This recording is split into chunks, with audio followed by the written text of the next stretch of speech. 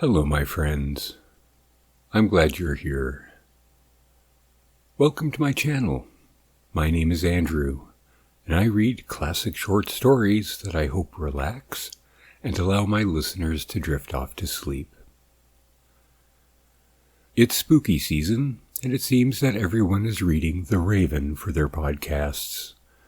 So I'm going to strike out, be original, and, well, read it as well. Why not? It's the in thing to do this time of year. Of course, nothing beats the versions by Vincent Price and Christopher Lee. Even James Earl Jones has a fantastic read of it. I'm certain my read of it will not even make a dent in history as those others have made it, but I realize, why not? So here's my horrible, terrible, unlistenable version of the Edgar Allan Poe classic. If you like this type of content, please subscribe to my channel and click the like button. I know it's not much, but it really does bring me joy when that happens. So sit back, relax, and enjoy this spooky time classic. And most importantly of all, sleep well.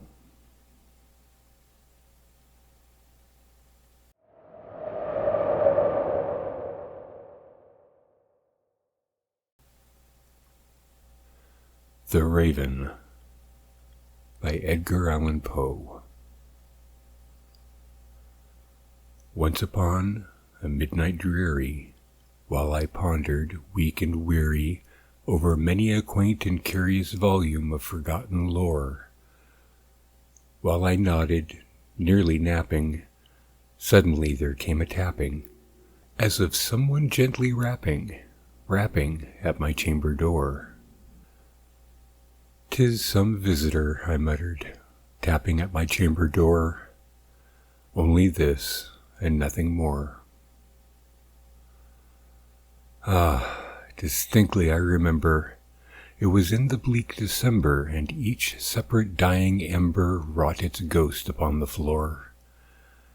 Eagerly I wished the morrow, vainly I had sought to borrow from my books surcease of sorrow, sorrow for the lost Lenore, for the rare and radiant maiden whom the angels named Lenore, nameless here forevermore. And the silken, sad, uncertain rustling of each purple curtain thrilled me, filled me with fantastic terrors never felt before, so that now, to still the beating of my heart, I stood repeating, "'Tis some visitor entreating entrance at my chamber door, some late visitor entreating entrance at my chamber door. That it is, and nothing more." Presently my soul grew stronger, hesitating, then no longer. "Sir," said I, "or Madam, truly your forgiveness I implore. But the fact is I was napping, and so gently you came rapping, and so faintly you came tapping at my chamber door, that I scarce was sure I heard you." Here I opened wide the door. Darkness there, and nothing more. Deep into that darkness peering, long I stood there wondering, fearing, doubting, dreaming dreams no mortal ever dared to dream before. But the silence was unbroken, and the stillness gave no token, and the only word there spoken was the whispered word, "Lenore." This I whispered, and an echo murmured back the word, "Lenore." Merely this, and nothing more. Back into the chamber turning, all my soul within me burning, soon again I heard a tapping somewhat louder than before. "Surely," said I, "surely that is something at my window lattice. Let me see then what thereat is, and this mystery explore. Let my heart be still a moment, and let this mystery explore.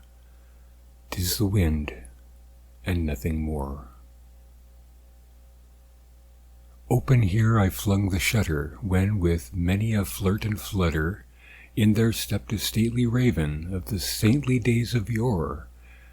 Not the least obeisance made he, not a minute stopped or stayed he, but with mine of lord or lady perched upon my chamber door, perched upon a bust of Pallas just above my chamber door, perched and sat, and nothing more.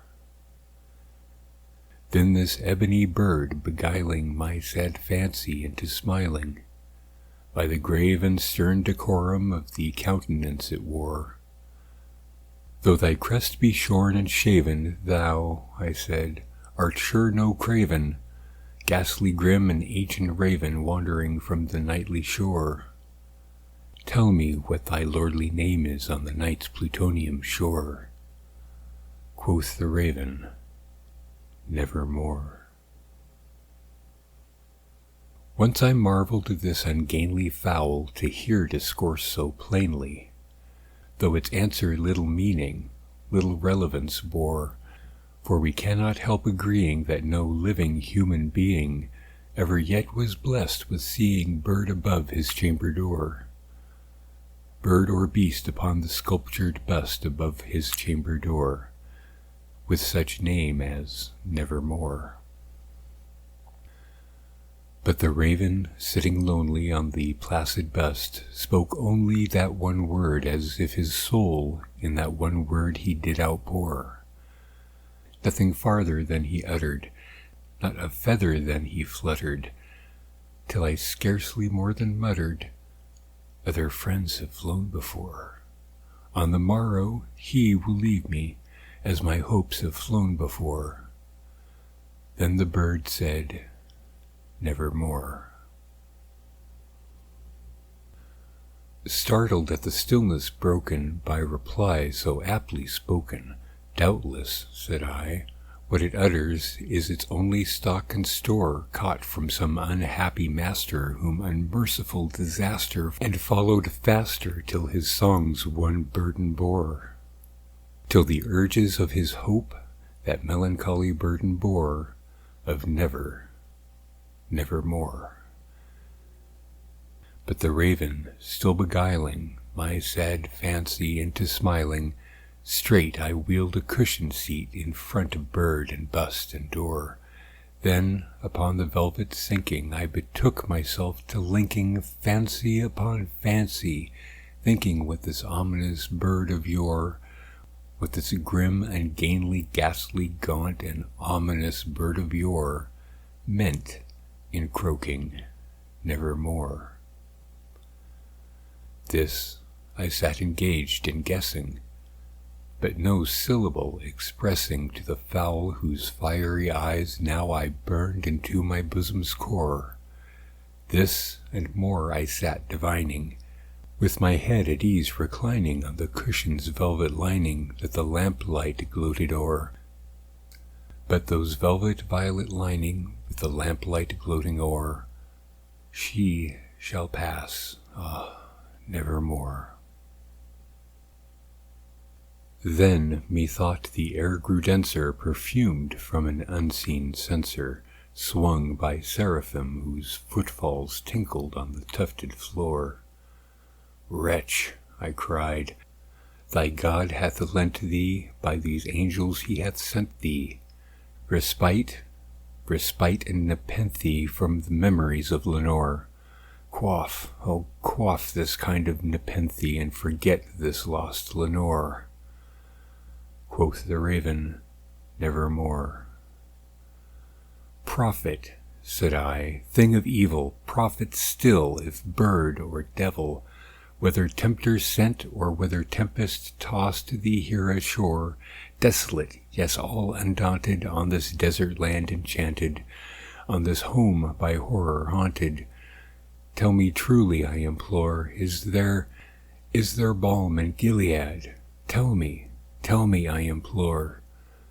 Quoth the raven, nevermore.